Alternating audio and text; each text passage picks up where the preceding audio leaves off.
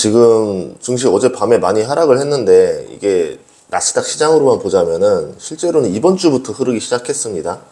그래서 오늘 많이 하락을 했었던 거고 이제 코스피에 이제 좀 전이가 어제도 왔었고 이제 오늘도 가고 있고 이제 그러면은 우리가 그동안 한 3년 동안 느꼈었던 그냥 단기 조정이냐 한 일주일 정도 잠깐 조정 주고 다시 다음 주부터 올라갈 거냐 아니면 이제 계속 떨어질 거냐 이거에 대한 불안감을 많이 느낄 거예요. 특히 저렴하게 들어왔을 때, 그러니까 저점에 들어왔던 사람들은 이미 벌써 수익권인 상태에서 뭐 플러스 80%나 플러스 100%나 별반 차이가 없다 이렇게 생각할 수 있지만 가장 고점에서 산 사람들, 추석 이후에 산 사람들 입장에서는 지금 20%만 떨어져도 큰 손해거든요. 그렇기 때문에 아마 지금은 신규 투자자가 훨씬 더 많이 불안한 상황이 아닐까라고 생각을 합니다. 그래서 저도 지금 잠깐 나와서 좀 뭐 일을 하고 있었는데 우선은 이걸 먼저 찍어야 될 것 같아서 방송 환경이 좋지는 않지만 먼저 찍고 있습니다. 우선은 어제 떨어지고 나서 나스닥 지수를 봤는데 지금도 흘러내리고 있네요. 계속 더 추가 하락을 하고 있고 코스피는 4천이 깨졌습니다. 4.5% 더 넘게 하락을 하면서 쇼크가 컸죠. 아무래도 이번에 미국 증시 떨어진 것도 대형주 위주로 하락을 했고 대형주가 무너지면서 지수를 끌어내렸잖아요. 근데 코스피도 AI랑 반도체 수혜주들이 다 대형주예요. 우리나라 1위, 2위들입니다. 그러니까 얘네들이 긁고 내려가는 일이 벌어졌던 게 아닌가라 볼 수 있겠죠. 자, 그러면은 조정장이냐 하락장이냐에 대한 구분에 대해서 알 수는 없는 거지만 제가 보고 있는 포인트 3가지를 말씀드리도록 할게요. 하락할 때 봐야 되는 거는 반등하는 힘이 얼마나 강한가를 봐야 됩니다. 근데 지금 보면은 반등의 힘이 그렇게 크지 않습니다.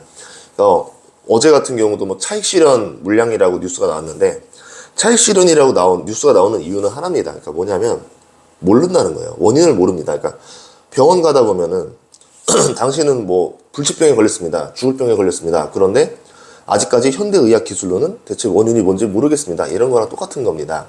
자, 그러면은 그쯤에서 많이 올랐으니까 팔고 싶은 마음이 있다라는 거는 알아요. 1번인데 근데 대체 누가 팔고 있길래 왜 이게 떨어지는 것이냐. 그래서 그 반등의 힘까지 계산을 해서 보는 방법을 알려드리자면은 지금 같은 광기 시절에서 차익 실현 매물이 나온다고 하면은 누군가가 받아먹는 물량이 있을 거란 말이죠. 근데 지금은 엄청나게 누군가가 받아먹는 시장으로 계속 올라갔는데 여기서 누군가가 그 물량보다 더 큰 물량을 때려서 넣었다는 얘기입니다. 그러니까 물량을 가진 소수 세력, 예를 들어서 뭐 유명한 증권사, 뭐 JP 모건이라 이런 급들이 자기만 정보를 알고 있는 거예요. 그래서 야 지금 무조건 팔아야 돼, 막 셀을 막 던지는 겁니다.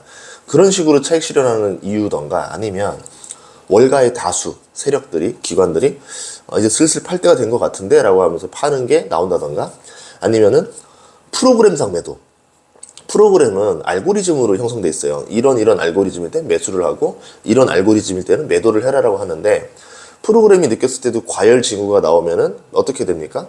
매도 시그널이 나올 겁니다. 그거에 따라서 그냥 계속 매도를 하니까 자동적으로 매도가 터지는 거죠. 이런 형태로 갈 수 있다는 거예요. 대표적으로 한국에 있는 주식들 같은 경우는 프로그램 매매의 영향을 더 많이 받을 겁니다. 이제 ETF나 이런 것들 영향이 있기 때문에 그래서 아마 조금 더 하락하는 모습이 나올 수도 있다. 이렇게 볼 수 있을 거고 지금은 ETF가 증시를 움직이는 세상이 됐습니다. 그래서 과거와 다르게 ETF가 주는 변수들을 많이 고려를 해야 돼요. 코로나 이전과 이후의 패턴이 바뀌었습니다. 증시 패턴이. 그 이유가 유동성이라는 게 이제 코로나 이후에 어마어마하게 커졌기 때문에 패턴이 달라졌고 또 하나는 ETF가 등장해서 패턴이 바뀌었어요. 사람들이 매매할 때는 욕심이랑 공포를 가지고 있지만 반대로 비싸다 싸다라는 또 인식도 가지고 있습니다. 그걸 가지고 매매를 해요. 그러니까 어떻게 보면 감정과 이 괴리율에 대해서 좀 크게 벗어나기 어려운 매매죠. 그런데 ETF는 그런 게 없습니다. 10배 올라도 매수를 누를 수 있고 90% 하락해도 매도를 누를 수 있어요. 일반인들은 90% 하락하면은 그냥 버린 돈이라 생각하고 버텨보자. 혹시 모르잖아. 이런 건데 ETF 뇌에는 혹시 모르잖아라는 게 없습니다. 지금 관점에서 조건이 부합하면 매도, 매수 이겁니다. 근데 ETF로 들어오는 돈이 엄청나게 커지면서 ETF가 증시를 움직이는 장으로 바뀌었어요. 그러니까 ETF에 따라서 시장이 들쭉날쭉 해버리는 거죠. 그런 상황에서 당연히 어떻게 보면은 ETF가 어떻게 움직이는지 우리 체크도 안 되는데 ETF가 갑자기 매도를 던지고 그러면서 우리 입장에서는 바닥인 것 같은데 더 매도가 나오기도 하고, 반대로 고점인 것 같은데 하는데 계속 매수를 내는 이런 일이 벌어지더라. 그래서 이 이야기를 왜 하냐면은, 과거 블랙먼데이 때 프로그램 물량이 이제 대거 쏟아지면서 떨어졌었거든요. 그러니까 이게 ETF도 영향을 줄 수 있다라는 겁니다. 자, 그리고 비중이라는 개념이 있어요, ETF 안에. 예를 들어서 빅테크라고 하는데 이 중에 하나가 뭐가 문제가 생깁니다. 그러면 얘를 팔아야 되기 위해서 ETF는 얘를 팔기 위해서 비중을 맞춰가면서 팔아야 되잖아요. 다 던집니다. 그리고 고객들이 매도가 나가요. 예를 들어서 지금 같은 버블장에서는 ETF로도 자금이 많이 들어왔는데, 이제 이 사람들은 보통 이제 추석 이후에 들어온 사람들 보면은 단기 자금입니다. 지금 뭐 할 거 없는데 뭐 주식이 괜찮다는데 주식으로 왔어요. 근데 이 사람들은 주식이 재미가 없으면 바로 빠져나갑니다. ETF를 바로 들어왔다가 바로 빠져나가는 자금이 되겠죠. 그러면 그 자금들이 매도를 누르니까 ETF도 자연스럽게 매도를 막 때리는 거죠. 근데 이게 종목에 상관없이. 그래서 내 종목이 튼튼한데 대체 왜 떨어지지 하는 것들 보면은 ETF 영향이 크고, ETF 때문에 그 섹터가 같이, 유동성이 같이 움직이는 모습을 보여주게 되는 겁니다. 그래서 증시에 이제 체크할 때 이제 ETF 좀 체크하셔야 되고요. ETF로 자금이 더 들어올 수 있는 환경인가 아닌가가 어떻게 보면 이제 인간 지표들, 고점 과열 신호들, 갑자기 초보자가 주식을 하겠다고 등장한다? ETF 쪽으로 자금 유입이 되겠구나. 갑자기 사람들이 뭐 공포를 느끼고 다 빠져나간다? ETF 쪽 자금도 빠져나가겠구나. 이렇게 볼 수 있다는 거고요. 두 번째는 유동성입니다. 유동성이 늘어나는 중에 증시 조정장이 오면은 약하게 끝나거나 빨리 끝나거나 그래요. 그런데 유동성이 늘어난다는 것 자체가 뭐냐면 현금의 가치가 떨어진다는 얘기입니다. 자산 가격이 오른다는 얘기죠. 그러니까 유동성이 늘면서 증시가 잠깐 하락하는 상태가 온다? 이거는 우리가 말하는 세일 구간에 속합니다. 그러니까 주식을 저렴하게 살 수 있다는 거죠. 이 문제는 뭐냐면, 유동성이 계속 늘어날 거라고 예상이 되는 시점이 있을 때도 있지만, 유동성 늘어나기 어려울 거야 라고 되는 시점도 있다는 거예요. 그러니까 예측이 불가능한 시점도 있다는 거죠. 근데 그동안은 2023년 5월에 실리콘밸리 은행 파산 사태가 벌어지고, 그거를 이제 복구하는 과정에서 어떻게 합의를 봤냐면, 결국은 연준이 돈을 풀었습니다. 재무부도 마법을 부렸었고, 그러면서 유동성이 막 늘어났었어요. 고금리인데 유동성이 늘어나면서 많은 것들의 부실들을 그냥 살린 상태로 이어갑니다. 유동성은 살려버린 거죠. 경기를 무너지지 않게 했던 이유는 뭐냐면, 2024년에 이제 바이든과 트럼프의 선거가 있으니까 여기서 이기기 위해서 이런 전략을 짰던 겁니다. 자, 그런데 그때는 옐런의 마법이라고 하면서 칭찬을 했어요. 어떻게 전체 이 파이를 키우지 않으면서 어떻게 유동성을 키웠냐, 이렇게 되는데, 결국은 어딘가에서 곡간을 빼먹은 거죠. 이 유동성이라는 곡간에서 일반적으로 쓰고 있는 주 창고가 있다면은, 우리가 잠깐 어디 비축해놨던 물량들, 전시 물량을 이제 급하게 뭐 전환한다던가 이런 식으로 총량이 바뀐 건 아니지만, 여기서 계속 뭔가 임기응변식으로 해먹었었다는 얘기죠. 근데 이제 그것들이 거의 다 바닥이 났습니다. 트럼프 시기에도 유동성이 늘어났는데, 결국은 이제 바닥이 나서 내년에는 유동성을 어디서 갖고 올 거지에 대한 퀘스천이 계속 미국의 이제 전문가들 의견이 계속 그런 게 나왔었어요. 근데 뭐 그 사람들이 유동성이 이제 말라가는 것 같은데 라고 하면은 뭐 하냐면, 미국에서도 그런 커뮤니티들 있잖아요. 보면 어떻게 되냐면, 주가가 오르는데 무슨 헛소리야 이런 식으로 댓글들이 다 달려요. 그러니까 이 대중들의 반응은 지금 당장만 봅니다. 오늘 오르고 오늘 떨어지는 것만 보고 있고, 전문가들은 지금 오르고는 있지만 내년도에는 이런 리스크들이 존재합니다라고 하지만, 그 오르고 있는 장세에서 리스크에 대해서 얘기를 하면은 굉장히 뭐라 해요. 그리고 오른다고 했을 때 앞으로 더 오를 겁니다라고 얘기해 주면은 되게 좋아합니다. 그러니까 이게 어떤 그 미국 같은 얘기입니다. 그러니까 전문가들의 의견이 완전히 하나의 무슨 뭐 팬클럽 이야기처럼 바뀌어버리는 상황이 되더라고요. 그런 게 오면 안 되겠지만 어쨌든 이런 문제가 있다. 그러면 유동성이 앞으로 내년에 떨어질 거냐? 그것도 아닙니다. 왜냐하면 트럼프가 그걸 원하지 않고 있고, 트럼프가 어떤 선택을 하냐에 따라서 이 유동성은 또 바뀔 수가 있는 거예요. 연준 의장이 내년 5월에 정리가 되는데, 새로 바뀌는 연준 의장이 들어오게 되면 트럼프의 말을 잘 듣는 사람으로 바뀔 가능성이 높잖아요. 그럼 그 사람이 유동성을 늘리기 위해서 뭔가 정책을 짤 수도 있겠죠. 금리를 마음껏 내리겠죠. 뭐 물가는 나중에 뭐 모르겠지만 우선 내리고 봐, 이렇게 될 수도 있는 거고. 그렇게 되면은 단기 조정, V자 반등이 나올 수도 있겠죠. 왜냐하면 이제 11월이 다 돼가고 이제 새로운 연준 의장이 누가 될 거냐에 대한 이야기들이 나오고 있기 때문에 어떤 사람이다라가 유력하다가 나오면 아, 이 사람은 금리 인하를 많이 할 사람, 뭐 할 사람, 이거를 또 호재로 보면서 유동성에 대한 문제는 내년에 걱정 없겠구나, 날려버릴 수도 있거든요. 그런 신호들을 볼 수도 있습니다. 또 하나는 이제 AI 버블인데, 팔란티어 공매도 얘기 뭐 나오고 하면서 팔란티어가 실적이 잘 나왔어요. 실적이 잘 나왔는데 주가가 떨어졌습니다. 그런 것들을 봤을 때 아무래도 조금 AI 또 버블 이제 터지는 거 아니냐, 이제 이런 이야기들이 한 번 더 나올 수도 있는 거죠.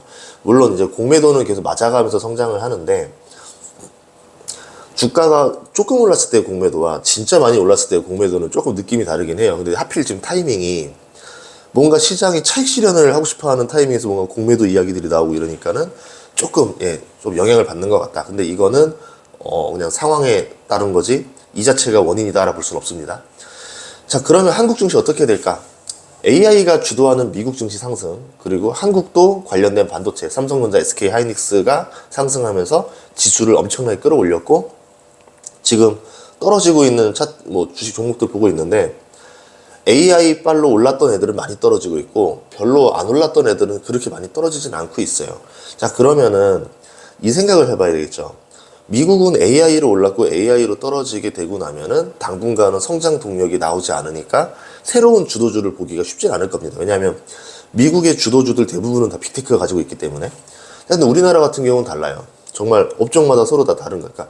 미국은 네이버가 반도체도 하고 뭐 다 이런 형태가 되는 형태다 보니까 AI도 하고 하니까 이게 그냥 하나의 빅테크 외엔 투자할 만한 기업들이 매력적인 게 없었던 거고, 한국은 제조업도 있고 뭐 반도체 회사도 있고 플랫폼 회사도 있고 여러 개 있잖아요. 그러니까 나눠서 할 수 있다. 자, 그리고 정부는 부동산보다는 주식시장 상승을 원한다는 것 자체가 호재긴 합니다. 그럼 AI가 아닌 섹터 위주로 별로 안 떨어졌었으니까 얘네들 위주로 주식시장이 재상승을 할 가능성이 있다라는 거죠. 저평가된 기업을 재가치로 만들어서 올려만 줘도, 주가를 올려줘도 코스피가 4천을 넘어갈 수 있는 구조입니다. 여기에 대형주가 이제 경기 회복이라던가 수출 호재가 만나게 되면은 4천에서 플러스 알파가 될 거고, 그 이상을 갈 수 있는 구조라고 봤던 거죠. 아마도 그러면 저평가를 좀 이제 기업을 봤던 것들이 이제 뭐 본가치로 올라오게 되면은 이제 아무래도 이런 정책을 추진하게 됐을 때 미국의 AI와 상관없이 한국 정부는 코스피 4천, 5천을 갈 수 있다, 이런 목표를 낼 수도 있을 거예요. 그런 점에서 새로운 주도주의 탄생을 좀 봐야 될 수도 있을 것 같습니다. 제일 먼저 가능성 있는 게 아무래도 배당소득 분리과세가 통과될 가능성이 제일 빠르잖아요. 그 영향을 보는 게 나오고 나서 이상하다, 한국 증시는 AI 없이도 올라갈 수도 있네. 그러면은 그때부터는 정부 정책에 움직이는 장세가 되지 않을까, 내년 이후에는 그렇게 보고 있습니다. 그래서 지금도 이제 지금 제가 새해 특강부터 시작해서 내년도 경제전망 책을 쓰고 있는데, 그런 얘기들을 넣고 있어요. 원래는 경제전망 책을 좀 빨리 내야 되는데 뭔가 좀 이게 좀 변동성이 너무 심한 것 같아서 연말까지, 그래가지고 그거를 조금 보면서 쓰려고 좀 늦추고 있었습니다. 근데 아마 거의 다 썼으니까 책도 나올 거니까 그것도 사랑해 주시면 좋을 것 같고, 그리고 이제 매해 하고 있는 12월 28일 부산에서 새해 특강 있고 1월 3일에 서울에서 특강이 있는데, 지금 보다시피 목 상태가 이렇게 좋아지진 않아가지고 과거처럼 하루 여러 번 강의하는 경우는 어려울 것 같아요. 그래서 그때 이제 왔던 분들 중에서 그래도 괜찮았다라 생각하시는 분들, 근데 이번에도 꼭 오고 싶다 하시는 분들은 미리 신청해 주시면 감사하겠습니다. 왜냐하면 지금 뭐 마감됐는데 더 갈 수 있어요라 문의해도 진짜 이제 목 상태 때문에 이제 그거 좀 어려울 것 같아요. 그래서 이렇게 마무리하도록 하겠습니다. 항상 뭐 조정이 오고 또 오르기도 하고 이제 하니까 본인들이 좀 잘 판단했으면 좋겠어요. 이럴 때는 분할 매도가 제일 나아요. 찔끔찔끔 팔아서 차익 실현 정리해놓고 현금 비중 조금 있다가 보다가 반등으로 돌아서는 것 같네, 그러면 그때 추가 매수 다시 들어가도 되고 하니까. 물론 버티는 것보다는 수익률이 떨어지긴 하죠. 근데 사람 심리가 그렇게까지 강한 사람이 많지는 않습니다. 그러니까 만약의 상황에서라도 다 대응을 할 수 있는 자세가 되려면은 약간의 수익률을 포기하더라도 가장 무난한 선택을 가야 된다라고 생각을 합니다. 주저리 말씀드려서 죄송하고, 지금은 좀 딴 데 나와가지고 좀 일할 게 있었는데 원래는 영상을 못 찍는 환경인데 지금 좀 급하게 찍었습니다.